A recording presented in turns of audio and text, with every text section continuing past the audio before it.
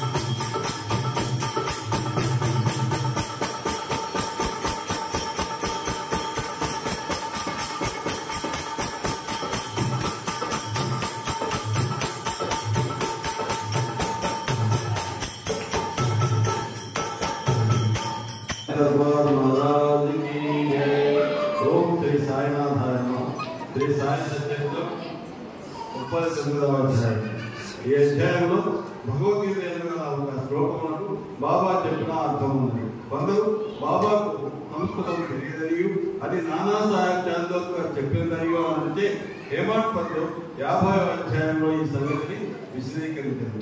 2 అధ్యాయంలోనూ ఒకే విషయం గురించి 2ను ఇందులో పొందుపరచడమైనది. తొలి పలుకు షిరిడీ పవిత్రమైనది, ద్వారకా మాయి పావనమైనది. ఏలన శ్రీ సాయి అత్తకనే నివసించుతూ తిరుగుతూ మసలుతూ తుదకు అక్కడనే మహాసమాధి పొందేది. షిరిడీ గ్రామ ప్రజలు ధన్యులు. వారి సర్వకార్యంలో బాబా నెరవేరుతున్నారు. బాబా వారి కొరకే చాలా దూరం నుండి అతనికి వచ్చారు. మొదట షిరిడీ చాలా చిన్న గ్రామం.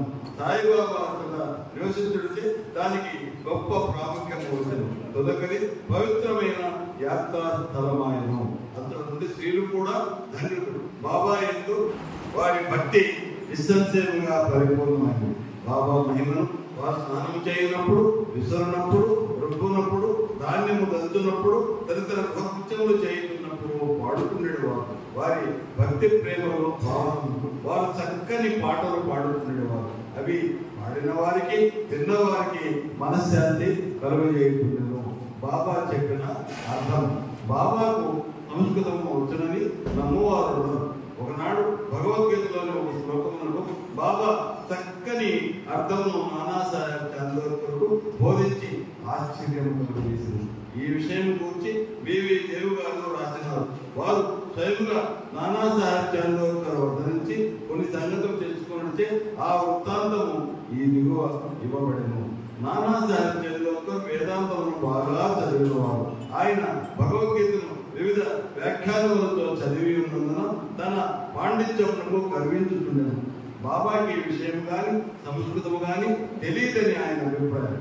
అందుకే ఒకనాడు బాబా అతని గర్వం అడిచారు. ఆ తొలి రోజుల్లో భక్తులు గుంపులుగా రానప్పుడు బాబా భక్తుల సంశయం తీర్చుకుంటూ ఒంటరిగా వారితో మసీదులో మాట్లాడుతుంది. బాబా దగ్గర నానా కూర్చుని వారి కాళ్ళ గుర్తుతూ నోటిలో ఏదో కొడుకుంటుంది. నానా ఏమి కొడుకుతున్నావు? సంస్కృత శ్లోకమును వల్లించుతున్నాను. ఏ శ్లోకము? భగవద్గీత గట్టిగా చదువు. తద్విధి ప్రణిపాతేన పరిప్రశ్నేన సేవయ ఉపదేక్షితే జ్ఞానం జ్ఞానిక సత్వదర్శన. నానా అది నీకు బోధపడలేదా? అవును. నీకు తెలిసినట్టున్నాను చెప్పము. దాని తాత్పర్యం ఇది.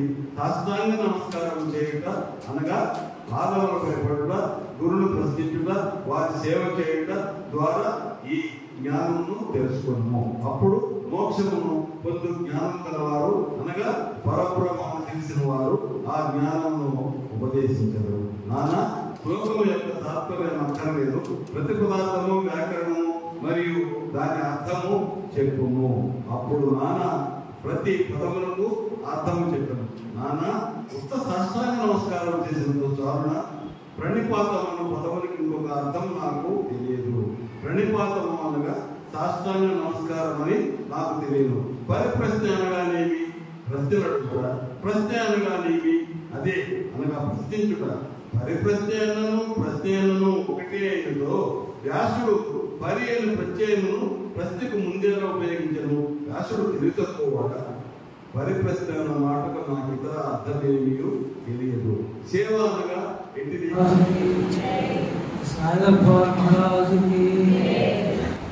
సచ్చరిత్ర చెప్పండి. సాయి సచ్చరిత్రకు, సాయి సచ్చరిత్రకు, సాయి సచ్చరిత్రకు వచ్చేసింది. సాయి సచ్చరిత్ర శోభాయాత్ర రేపు ఉదయం మనందరికీ పరీక్ష. ఈరోజు సాయి సచ్చరిత్రలో వచ్చింది కూడా సేవ. సేవ అనగా ఏమి? బాబా స్వయంగా చెప్పిన మాటలు వచ్చాయి.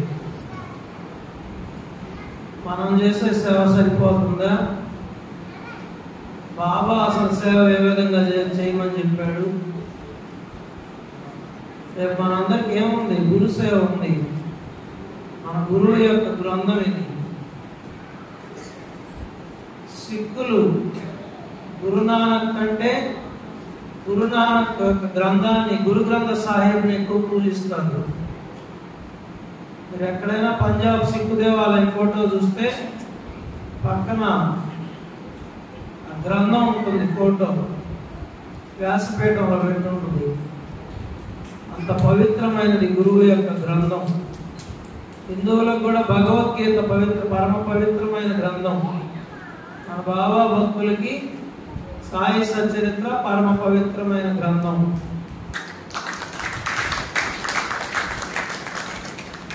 మనందరికీ పరీక్ష. సీసీ కెమెరాలన్నా కొంతవరకే పరిధి ఉంటుంది. బాబా చూడని చోటు లేదు, ఆయన స్పర్శించిన ప్రదేశం లేదు, సర్వాంతర్యామి. నేను చెప్పడం వరకే నా ధర్మం, చెప్పి చెప్పి అలసిపోయాను. చివరగా చెప్తున్నా ఈరోజు, ఇది బాబా ఇస్తున్న అవకాశం మనందరికీ. గురువులకే, సద్గురువుల కూటమికే సామ్రాట్ మన సాయినాథ్ మహారాజు.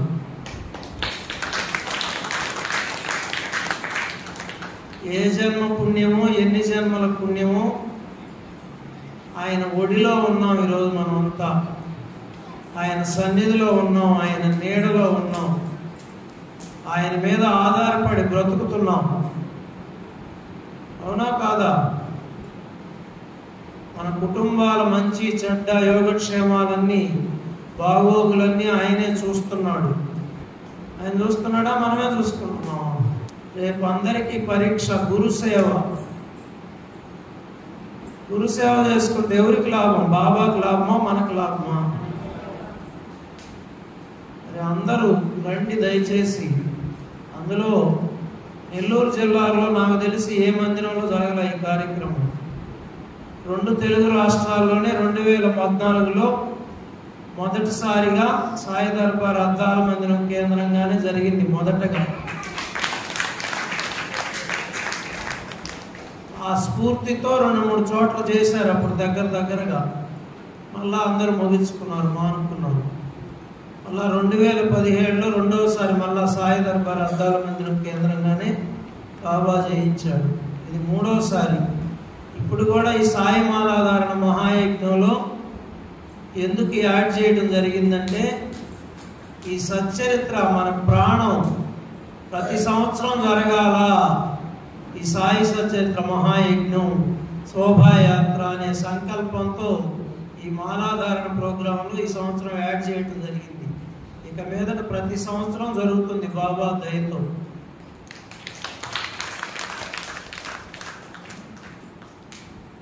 ఈరోజు ఏమొచ్చింది? భగవద్గీత శ్లోకం వచ్చింది. ఈ సాయి సచరిత్ర ఉపోద్ఘాతంలో రాస్తున్నారు. ఉపనిషత్తుల సారం, వేదాల సారం, భగవద్గీత సారం. ఈ హేమాత్ పంత్ ఈ రచయిత ప్రతిరోజు ఏకనాథ భాగవతం, భావార్థ రామాయణం, ఎన్నో గ్రంథాలు ఆయన పారాయణ చేసేవాడు, మహానుభావుడు. అందుకే ఆయనకు అవకాశం ఇచ్చాడు బాబా. ఇప్పుడు మనందరికి కూడా అవకాశం ఇస్తున్నాడు. రేపు శోభాయాత్రకి రండి అని నేను కాదు పిలిచేది, బాబా పిలుస్తున్నాడు మీ అందరినీ. ఎవరో ఒక రూపంలో ఉండి, హృదయంలో ఉండి చెప్పిస్తాడు.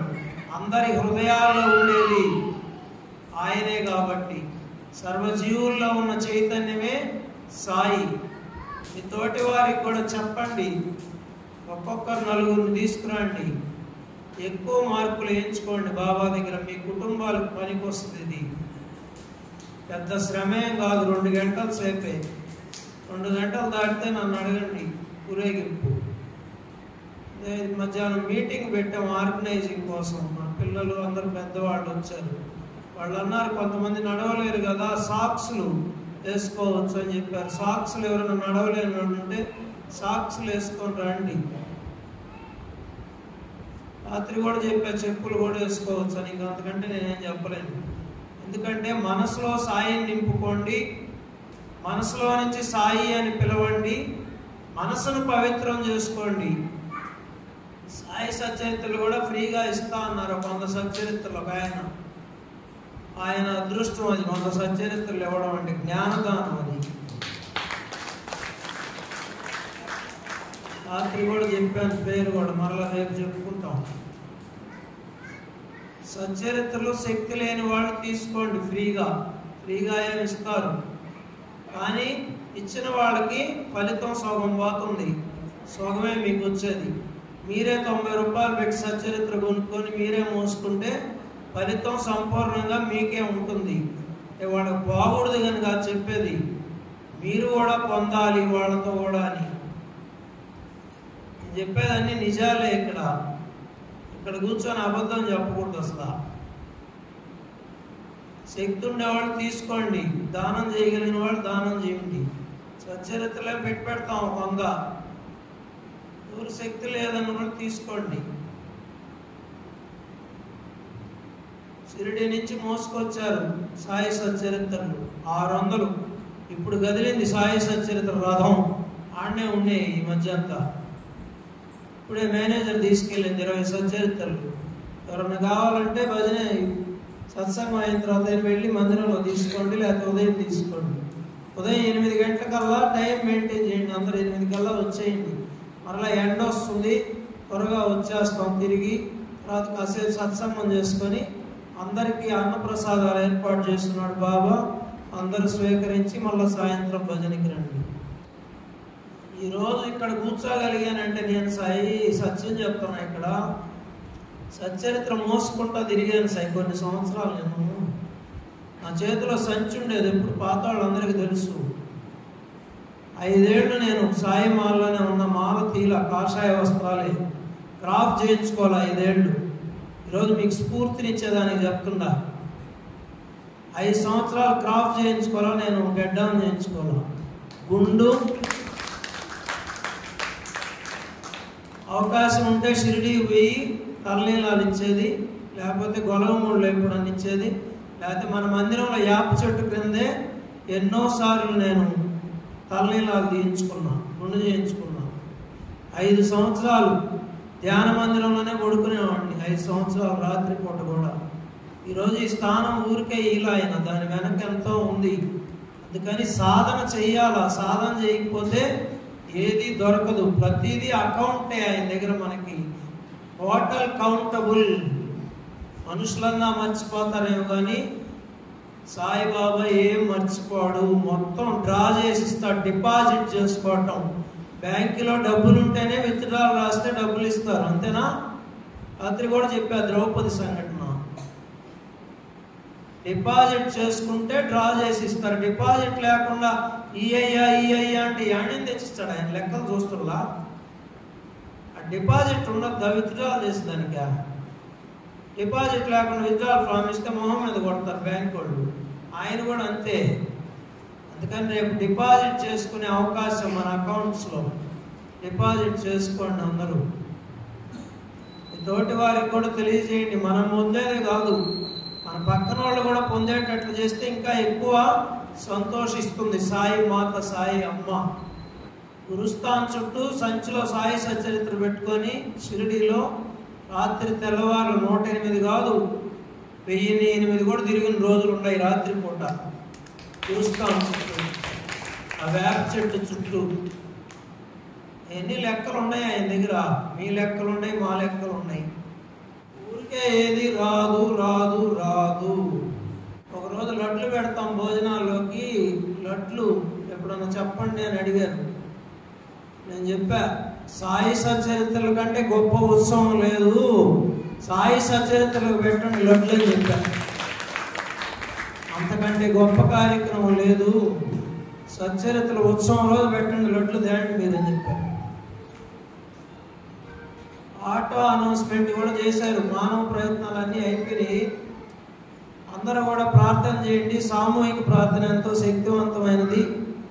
రేపు సాయినాథుడు ప్రకృతి కూడా సహకరించేటట్లు చేయాలని, వర్షం రాకుండా చేయాలని, సాయి సచ్చరిత్ర శోభాయాత్ర జయప్రదంగా దిగ్విజయంగా సాయినాథుడు జరిపించాలని, మనందరికీ నడిచే శక్తిని ఆరోగ్యాన్ని ప్రసాదించాలని అందరం బాబాను హృదయపూర్వకంగా ప్రార్థిద్దాం. సాయిరామ్.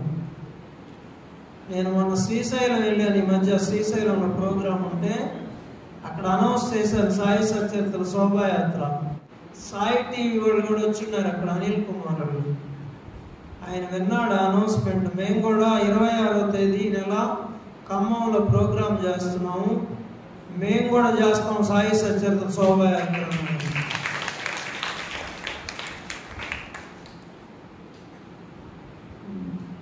సాయి దర్బార్ ఈరోజు రాష్ట్రంలో ఎన్నో మందిరాలకి స్ఫూర్తి. అది చాలు మనకందరికి, ఇంకేం కావాలి. సాయిమాలాధారణ కూడా రాష్ట్రంలో ఎన్నో మందిరాలు వేస్తున్నారు ఇప్పుడు. ఇంతకు ముందు లేదు ఇంత ఉధృతంగా. ఎవరన్నా ఉభయాలు పెట్టుకోదలుచుకుంటే చెప్పండి సాయి, అయిపోయిన తర్వాత మీకు అందరికీ పుష్పాభిషేకం చేస్తారంట రేపు. సచ్చరిత్రలు, శోభాయాత్రలు మోసే వాళ్ళందరికీ ఇవన్నీ గురువు చేసే ఏర్పాట్లు సాయి. మరి 100 సచ్చరిత్రలు ఆయన ఇస్తా అన్నాడు శ్రీనివాసుడు సాయి. నేను అసలు అడగల ఆయనకే సంకల్పం వచ్చింది. ఇవన్నీ ఎవరు ఏర్పాట్లు చేస్తున్నారు? ఎన్నిసార్లు అనుకుంటాను నేను, అంతా నువ్వే చేస్తున్నావయ్యా, నేను ఒక్క డూప్ అని నేను ఎన్నిసార్లు అనుకుంటూ చెప్పుకుంటుంటా ఆయనకి. నాలో నేను మాట్లాడుకుంటుంటా, నిజం చెప్తున్నా మీరు. నాదేముంది అంత గుమ్మడికాయ గుంజు అనుకుంటుంటా, అంతా నువ్వే కదంట, ఊరికే నన్ను పెట్టావు బొమ్మగా ఆడి, మొత్తం నువ్వే కదా అని. మరి సచ్చరిత్రలు ఇస్తున్నాడు, భోజనాలు పెడుతున్నాడు, అన్ని ఏర్పాట్లు చేస్తున్నాడు. మళ్ళీ రేపు పుష్పాభిషేకం చేస్తారంట. మీకు అందరికి అప్పులే బొమ్మ కాడ ఒక ఆయనకి సంకల్పం కలిగింది. ముందుగానే చెప్తున్నా మీకు. ఇక్కడ చూడండి, షిరిడి పవిత్రమైనది, ద్వారకామయ పావనమైనది. ఆయన అక్కడే తిరుగుతూ, అక్కడే మాట్లాడుతూ, నివసించుచు షిరిడి గ్రామ ప్రజలు ధన్యులు. ఆ రోజు శరీరంతో ఉన్నాడు, ఈరోజు ఫోటో రూపంలో, విగ్రహ రూపంలో ఉన్నాడు. మనతో కూడా మాట్లాడుతున్నాడు. వినగలిగే మనసు ఉంటే మనతో కూడా మాట్లాడతాడు. ఇది సత్యం. చూడండి, గృహకృత్యములు చేయనప్పుడు కూడా, స్నానం చేయనప్పుడు, విసురునప్పుడు, రుబ్బునప్పుడు, ధాన్యం దంచునప్పుడు, తదితర గృహకృత్యములందు చేయనప్పుడు పాడుచుండేది వారు. అక్కడ మహిళలు ఇంట్లో పనులు చేసుకుంటా కూడా బాబా పాటలు పాడుకుంటుండేవాళ్ళు అంటే, స్నానం చేసేటప్పుడు కూడా. మరి మనం కూడా నేర్చుకోవాలా, స్నానం చేసేటప్పుడు బాబా పాట, సినిమా పాటలు కాకుండా బాబా పాటలు పాడుకుంటే మంచిది. మిక్సీ చేసేటప్పుడు, వంట చేసేటప్పుడు. తర్వాత భగవద్గీత శ్లోకం, తద్వితి ప్రణిపాతేన పరిప్రశ్న సేవయ ఉపదేక్షంతే జ్ఞానం జ్ఞానినం తత్వదర్శనం. దీనికి అర్థం చెప్పాడు నానా సాహెబు. ఇచ్చాడు కదా భగవద్గీతకి, ఆయనకి అర్థం తెలియదు అనుకున్నాడు. శ్లోకాలకి అర్థం చెప్పాడు బాబా. నమస్కారం అంటే ఏంది? మనం కూడా బోర్లు పడి అర్ధ సాష్టాంగాలు చేస్తున్నాం. సాష్టాంగ నమస్కారం అంటే 8 అంగాలు నేలకు తాకించడం, అలాగే అర్ధ సాష్టాంగ నమస్కారం. కేవలం నమస్కారం చేస్తే చాలదు, గురువుకి తనువు, మనసు, ధనము అర్పించాలి. మొన్న కూడా చెప్పుకున్నాం. ఈరోజు మళ్ళా ఈ అధ్యాయంలో వచ్చింది. సచరిత్రలో ఈ నా సొంత మాటలు కాదు. మన శరీరాన్ని రేపు అర్పిస్తాం. మన శరీరాన్ని ఆయన సేవకు ఉపయోగిస్తాం. కొంత చెమట పట్టిస్తాం, శరీరాన్ని అర్పిస్తున్నాం. మనసును కూడా లయం చేస్తే ఇంకా ఎక్కువ ఫలితం శరీరంతో పాటు. ధనము కొంతమంది సమర్పిస్తున్నారు. ఈ 3 చేయాలి. కేవలం నమస్కారం చేస్తే చాలదు. తర్వాత సేవ గురించి చెప్పాడు. చూడండి, శ్రద్ధగా వినండి. సేవ రేపు చేయబోతున్నాం, గురు సేవ. మనం సేవ అనగా ఇష్టమున్నచో చేయవచ్చును, లేనిచో మానవచ్చును అనే అభిప్రాయంతో చేయనది సేవ కాదు. కొంతమంది ఏమనుకుంటారు, ఇళ్లలో పనులు ఏమి లేకపోతే గుడికి పోవచ్చు, ఇళ్లలో పనులు ఏమి లేకపోతే సేవ చేయొచ్చు. వీళ్ళకేం పని బాటలేదు, బాబీ స్వామికి, మధు స్వామికి ఫోన్లు చేస్తుంటారు.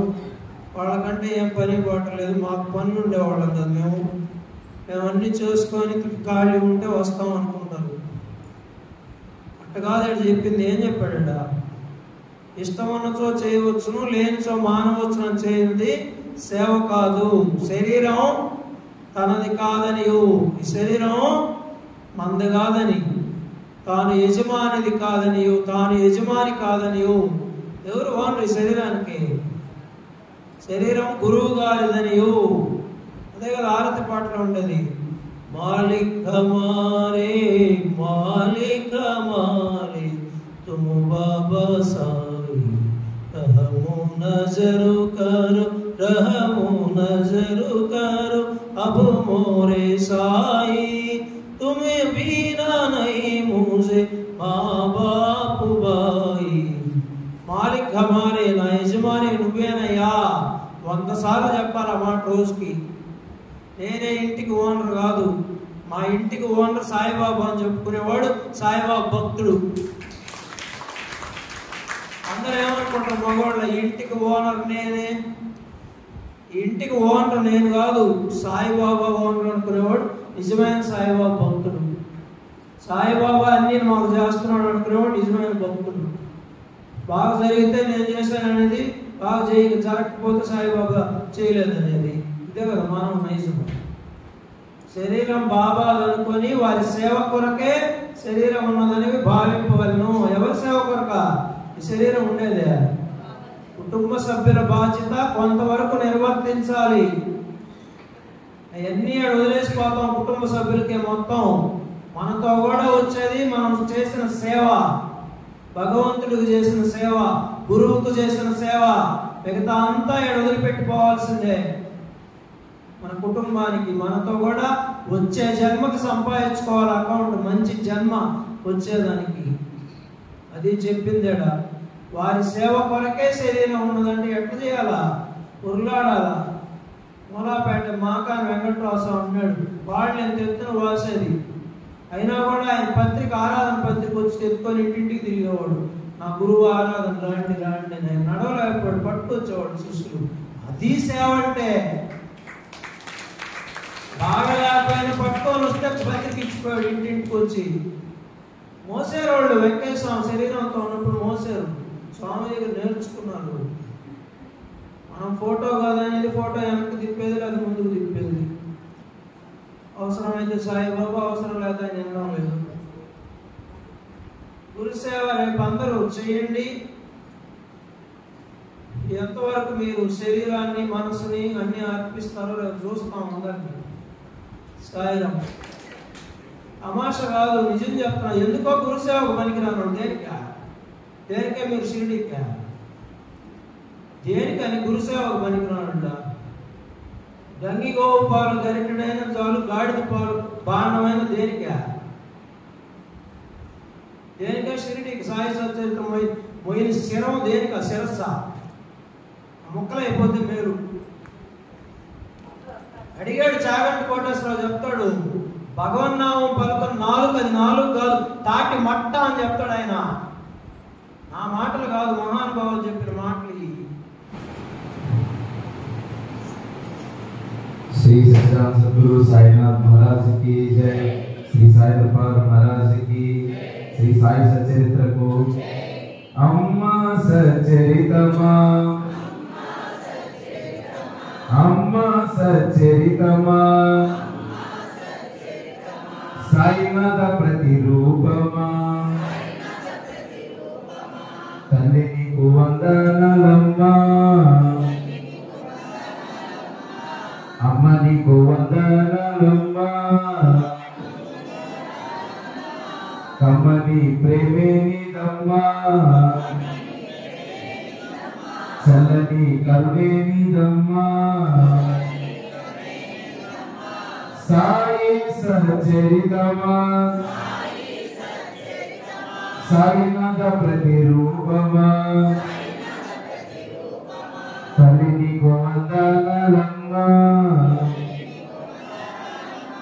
అమ్మ నీకు వందనాలమ్మా. అందరూ సచరిత్ర చేతిలో పైకి పట్టుకోండి. సరే, అందరు గట్టిగా చెప్పండి. శ్రీ సాయి సచరిత్రకు, శ్రీ సాయి సచరిత్రకు, శ్రీ సాయి సచరిత్రకు.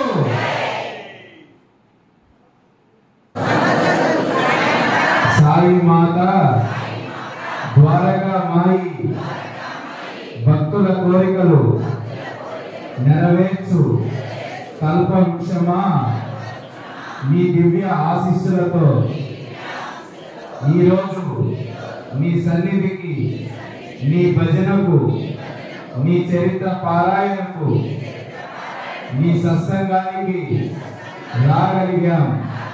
ఇదంతా మీ దయే సాయి.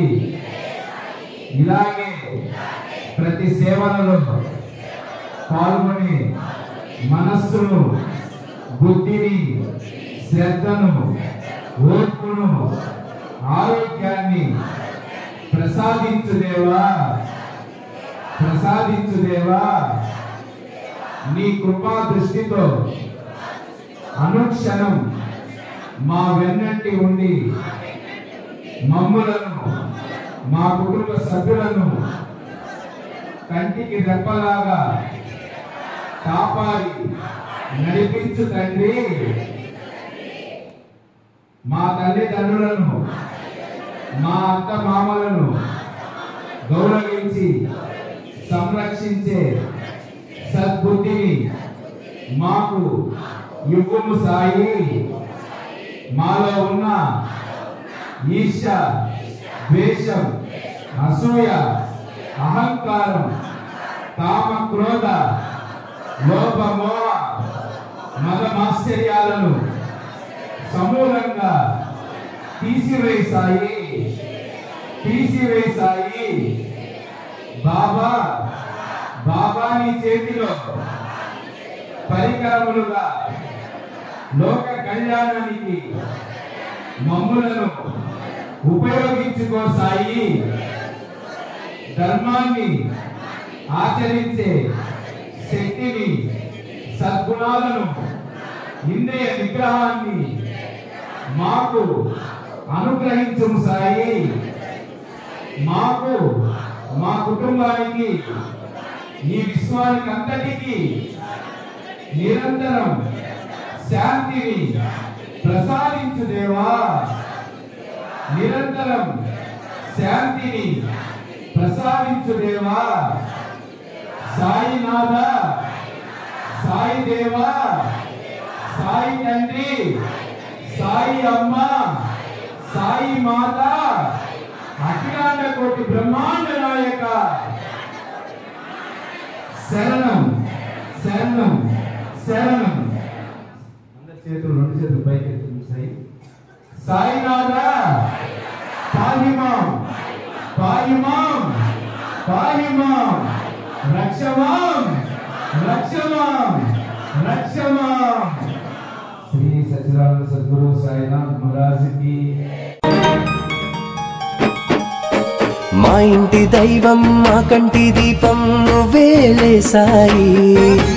నీ సన్నిధానం ఓ పుణ్యధామం, నీ ద్వారకామాయి. నడిపించు మార్గమైన సాయి, గెలిపించు దారి అయిన సాయి. నీ చరణములే శరణం. మా ఇంటి దైవం, మా కంటి దీపం నువ్వేలే సాయి. నీ సన్నిధానం ఓ పుణ్యధామం, నీ ద్వారకామాయి.